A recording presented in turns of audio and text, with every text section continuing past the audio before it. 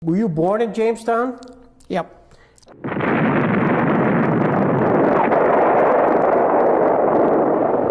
December 7th, 1941, a date which will live in infamy. I had two neighbors, Merle and Elwood Johnson. We were up in their apartment on Newland Avenue playing poker. And we come over to the news, the tension. Yeah, that was Pearl Harbor. When did you graduate from high school?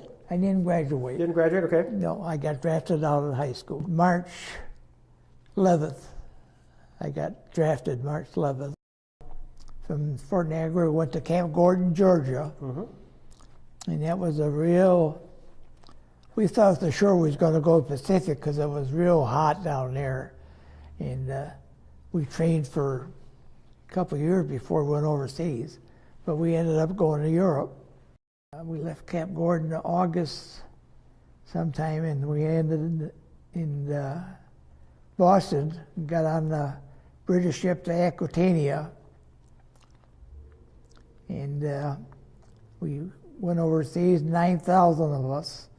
And the outfit I was in was the 3rd and 43rd Cavalry squadrons. And we trained together down in Camp Gordon. But when we went overseas, we went on different ships because we were for reconnaissance, and they didn't want to lose both outfits that would train for 2 years in case it was sunk. So we went on different ships. But there were 9,000 of us, and I think it took us 7 or 8 days, and we landed in Glasgow, Scotland. And I was amazed at all the Navy ships, aircraft carriers. And being in Jamestown, I think I went to Buffalo once on the train. That was the experience of my longest trip that I can remember. Now, when you came across the sea, did you remember doing the zigzags all the way across? Well, I'll tell you exactly what happened. When I got on that ship, I couldn't believe it. They had hammocks. It was either 6 or 8 high, row after row. And I got the top hammock. Oh, gosh. And there was, of course, beams. So we zigzagged all the way across the ocean. And every time they zigzagged, I think it was every 12 or 20 minutes, those beams would crunch and crack, and I had a hard time getting used to sleeping. Oh, gosh. So I told the guy when I got on there, I said, gee, I hate to have that top bunk. It's hard to get up and down. He said, boy, you're lucky. And I said, why? He says, when you get seasick, when you're up there, you know what happens if you're down below. So I kind of laughed and I said, I guess you're right. Yeah. We went from there down to Southampton on a train. And when we got down to near the coast of by the channel, we went to this huge area where they had miles and miles of tanks and armored cars and stuff, and we got our vehicles and we assembled in an area, and we just stayed there till we were ready to cross the channel, 44 August. Yeah. But they still had ships and parts of that floating dock that they had assembled, and that was still there. And our first action was 2 days after we landed in the Le Mans, France. And they had, Germans had counterattacked there, and they brought us up to help stop the counterattack. And from there on, it was being in reconnaissance. I was in the 43rd. I was in the 3rd originally in the States, but I got transferred to the 43rd. And the 43rd was landed in Omaha Beach. And the 3rd landed at Utah Beach. And as the war went on, both outfits were for probably 20 or 50 miles apart, but doing reconnaissance for infantry and armored divisions. What does that, for the camera, what does it mean for reconnaissance? What does that mean to you? When you went on a reconnaissance, we would enter a town, and there would probably be 200 or 300 cars, a couple Jeeps, and then maybe a half track to carry extra gas and supplies and shells for the tanks. And then we would be probably 2 tanks, and sometimes 3, at the back end of the column, which would probably be 5 or 6 miles back. So a lot of the action was seen by the people that were in the armored cars and Jeeps.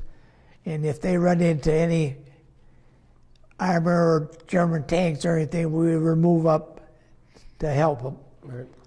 And then if they had a lot of problems, all the squadron tanks, then they had what they called armored cars, not armored cars, but assault guns. They were 75 guns, 75 caliber guns on them. And our tanks only had 37 calibers. And they weren't much good against German tanks, to be honest with you. We hit a town called Berg, and the armor was at the main city. I can't name the city now, but when they shelled these German towns, they all had tile roofs, and that tile would fly all over. Yeah. And then you'd be right around the tank and wondering what was hitting the tank, and it would be pieces of tile from roofs. And we went in the Berg. We went in on the main road, and we lost a tank. Hit a double Teller mine, which is a German mine, and for vehicles. And 2 of my good friends were killed, and 2 were wounded real bad. And as we continued on, one tank stalled, and we had a fellow named Roosevelt, and he was wounded back in France. And he always wanted to go back to the original outfit. In them days, if you got wounded, they would put you in infantry or anything unless you recommended going back to your outfit. And if you were wounded real seriously, you went back to England. You got discharged.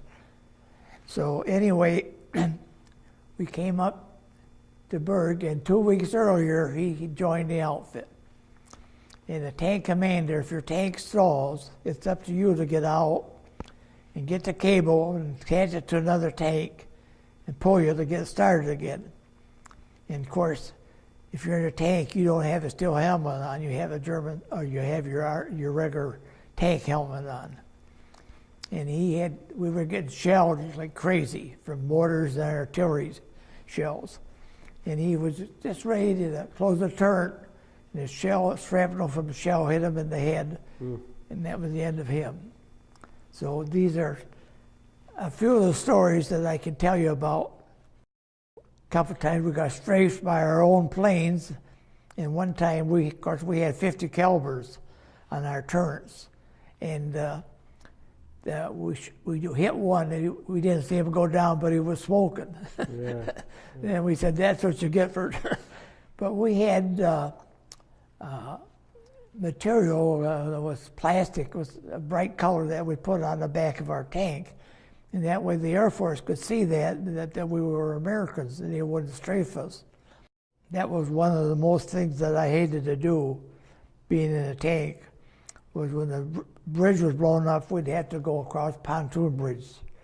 And if the British or the Germans shelled that pontoon bridge, when you're on it, you were down the bottom of the river. Right.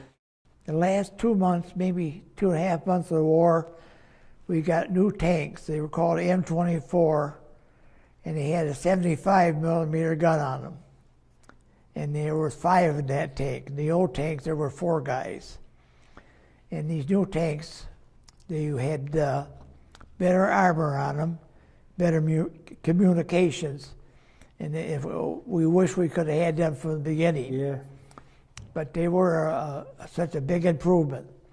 And they would knock out most German tanks. But if you got up against a Tiger tank, which is had I think a 88 high velocity gun on it, that gun would knock out any American tank we had. The last 2 months, maybe 2.5 months of the war, we got new tanks. Patton came up to see our outfit. And one time,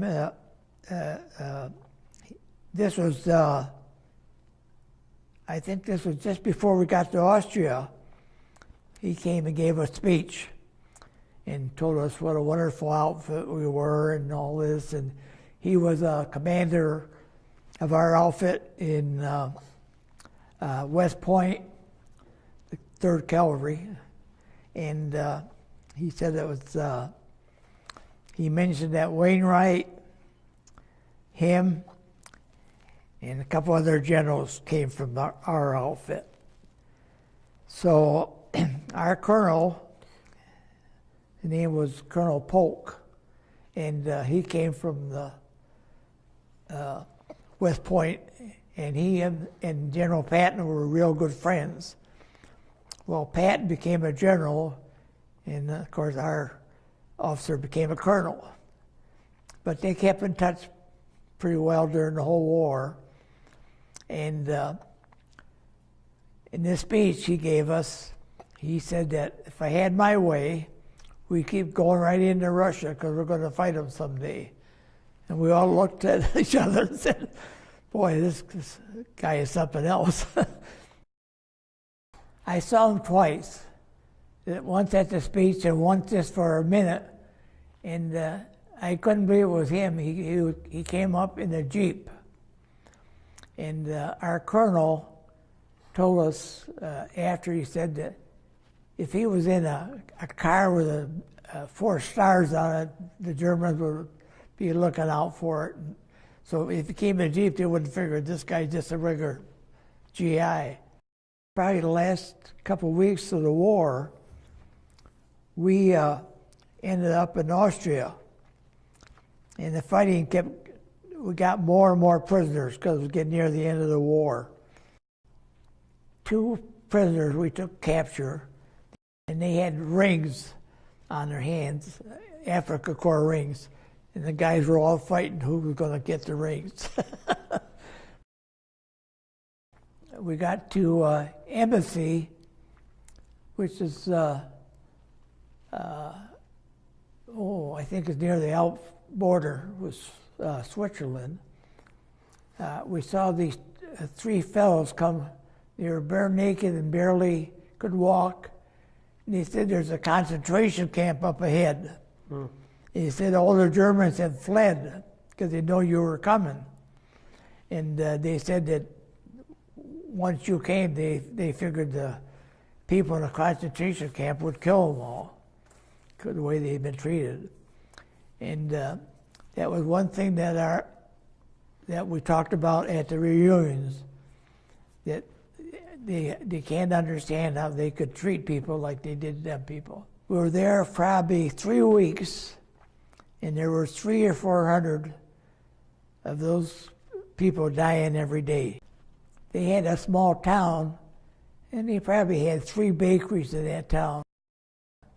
And our captain went down there, Captain Dupree went down there and told those bakeries to start baking bread day in and day out to help feed these starving Jewish people.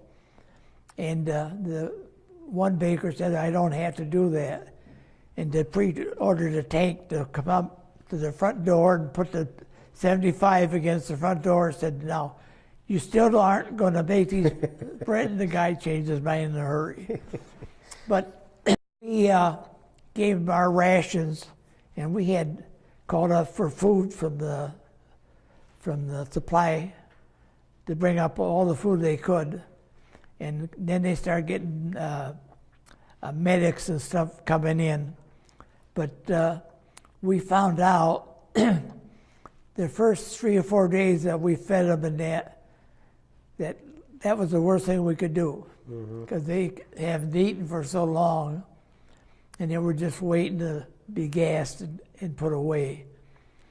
But then what happened, we come across this one fellow, and he was still standing and could talk, and he said, "Could I please have a lucky strike?" So one of the soldiers gave him a lucky strike, and he took 2 puffs of it, and he passed out. And his name was, Garcia, his last name was. And when he talked to him later on, he knew how to speak 3 languages. So he was attached to our outfit to go till we went back to the States. And he joined the American Army. He went back to America and joined the American Army for 3 years. He got a college education through the GI training program, going to college, and he became a successful engineer in California. And he found out we were having reunions. He came to every reunion from then on. After that experience, we had to go up to Marshall Teal was someplace up in the Alp Mountains, and they were arguing back and forth who was going to be the head of Yugoslavia. And we were supposed to go up there and try to find him and bring him in, but we never did. And that was our last engagement, the end of the war. Your job was to find Marshal Tito? Yeah, try to find him. I do remember, I think it was Luxembourg, during the war. We was in this town, and there were just 2 tanks, and so that'd be 10 guys. And this family, they were so nice. I mean, we weren't supposed to concentrate or anything, be friendly with anybody, even if they weren't German. But she had a couple rabbits, and she killed them and fixed a rabbit dinner for all of us. And we thought, boy, that was something. Well, as we went through the war, we going into a town, there'd be a bank, a grocery store, and it was full of German money, and not a lot of it, but we'd take it and put it in a bag and that. And we got to this town in Luxembourg. Before we left, we give her this bag of money. "Oh gosh," she says, "they'll wonder where I got it." I said, "Well, just hide it and spend a little at a time." And that was another story. Like you were like Robin Hood here. When you're in a tank, there's very limited room. Matter of fact, we carried our food, our steel helmets, and everything on the outside of the tank. Water was on the outside of the tank and stuff. And the thing about you had ammunition boxes. You had 30 caliber ammunition boxes. They were metal, and you had 50 caliber. And of course, you had the shells for the gun, big gun. But I always had one empty box, and I always, if I got a pistol or a knife or anything that we got off prisoners, I'd put it in that box. Well, before the war ended, I think I had 2 boxes full of guns and pistols and stuff that I collected. And at that time, you couldn't send it home. Matter of fact, I remember we had into a town, we went into a Marine barracks, a German Marine barracks, and I got a nice saber, had a pearl handle on it, and a lion's head, and a holder for it. It was beautiful. And I wanted to send that home, and I kept it in that tank, and everybody wanted it, and I put it away where nobody could get it without me seeing it. and I couldn't send it home, so my captain bought it for me for $25. And I guess he sent it home. But anyway, that was one thing I thought was really nice. Well, as far as the guns go, we got it so we could send one or two home once in a while. But when I got discharged, I had a duffel bag, and there you put your winter coat in there. You had to turn all your equipment in. And when we got back to States, we had to, before we went back in Camp Lucky Strike in France, we got all new equipment, new coats and that, because, you know, we could never wear a winter coat in the tank. And in the winter, I'll go back, they were cold in the winter, I'll tell you. And they would slip easy off the roads into ditches and stuff like that. But when I got on off the ship, or getting off the ship, we had to turn in everything we had.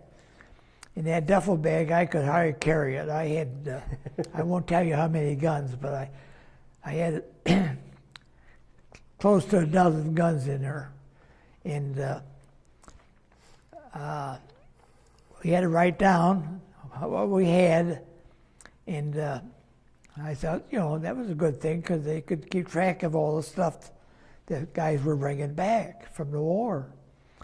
Well, anyway, when I turned around, I can't say, it might have been a copy, but he threw it in a waste paper basket. He might have had the original and just threw a copy in the basket, but I don't know. But I thought that was something to debate about. But anyway, when I got back home, I had uncles and friends that lived in Buffalo and different parts of the United States that would visit me, and they all talked me out of having me give them a gun. And the one gun I had was a 38 automatic. It was like American P45, American issued gun, but it was a 38 caliber. And I got it off a German prisoner, and he got it off a Polish soldier when he was in Poland fighting. And me being Polish, I thought that was pretty sharp. I better have a Polish gun. So I kept that as my own personal gun. And probably a couple years after war, my cousin from Detroit came down to visit me, and he was in the Marines. And he saw that gun, and he really wanted it, and I said, no, I'm going to keep it. Well, we went to the Moose Club, and we had a couple of drinks, and guess what? I ended up giving him that gun. Well, then probably 6 months later, I went to Detroit with my wife to visit him, and he showed me the gun. Really? And he had it nickel-plated, had a pearl handle put on it, and it was really something. And to this day, I'll ever wonder whatever happened to that gun. There you go. Another story I was going to tell you about, I forgot, I didn't follow it up, was in France, in a small town, 2 armored cars and 2 Jeeps went into this town. Mm-hmm. And they got about probably a quarter of a mile inside the town, and the Germans opened up with mortars, fire, and rifle fire. And I think, if I recall, 3 of them that were in the Jeeps got killed instantly. 3 got wounded, and then I think the the armored car turned around to go back out of the town, and they had thrown a tree across the road. So they hit the tree going full speed, and then the armored car stalled. And I think 4 guys were captured. Okay. Well, the 3 that were wounded from the Jeeps, some way I don't know if they, how long it was, but they went back into the outskirts of town to a house, and it was a French town, and these people took them in and put them in a basement, and they gave them medical attention and that. And we reeled back that what had happened. Of course, we weren't there, and we couldn't help it because it all happened so quick. The 10th Armored came in, and they freed the 5 guys that were captured. People in that town buried the 3 guys that were killed, and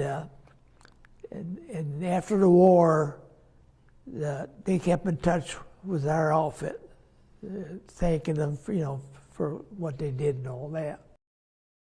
Like I say, we loved to stay there for occupation. We were there a month. And the German officers, even Hitler and all his generals had homes in Austria. They were beautiful.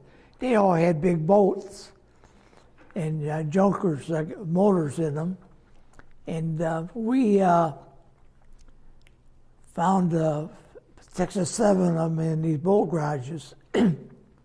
So we got diesel fuel, and we took a couple of them out on the Lake Odyssey, it was called. Yeah.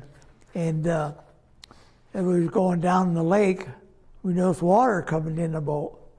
Well, we didn't know too much about, at our age, about boats or anything, but they had to be put in the water and tightened up so they wouldn't leak before you could take them out.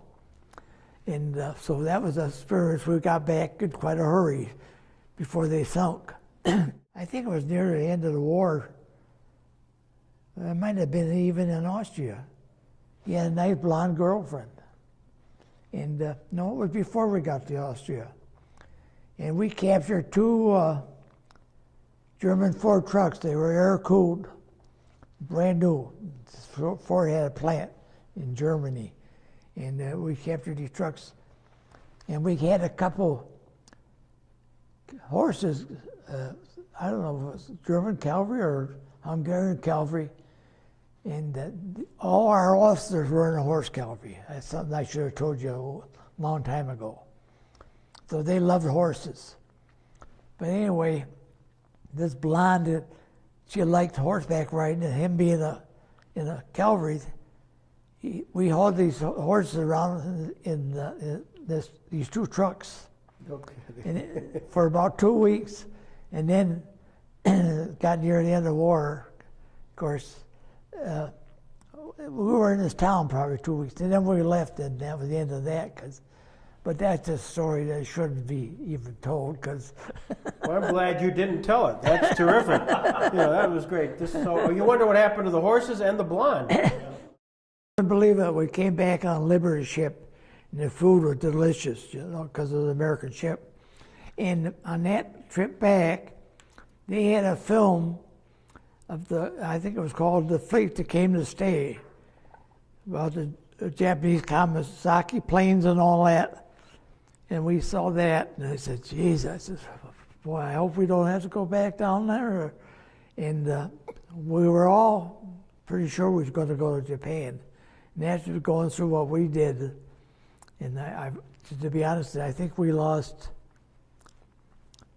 300 out of 1,600 guys in our 43rd Squadron, and 600 wounded, so that's 900 out of almost half the guys.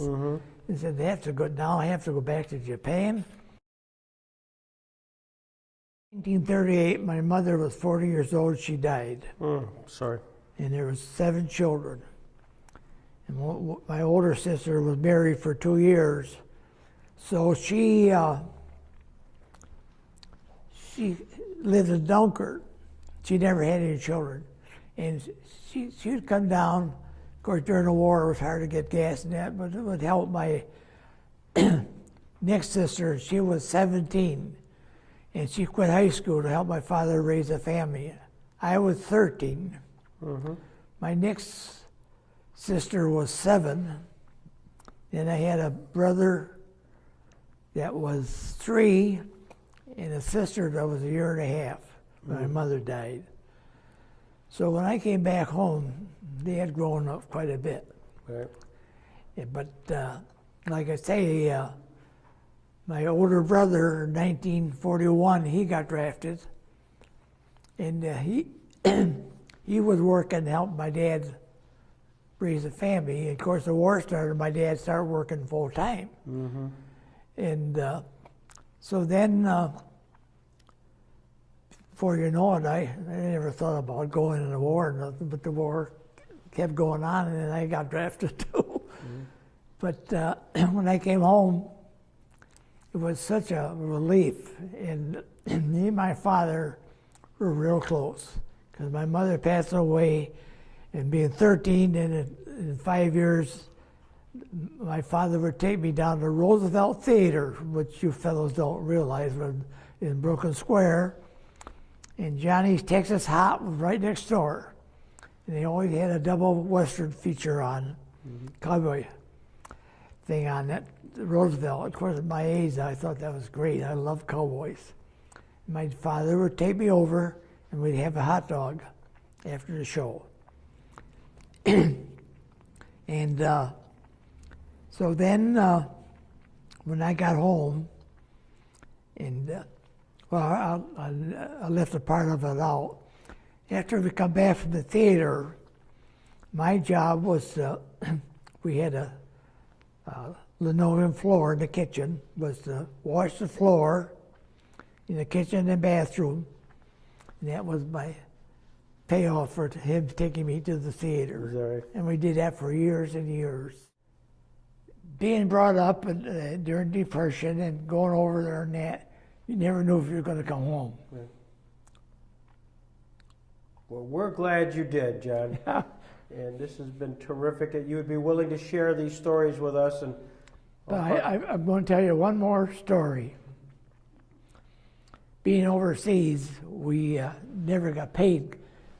Well, we got a check, but we never actually got the money. Sent it home, and I had my sister that was 17 that quit high school to bring up the younger kids than me.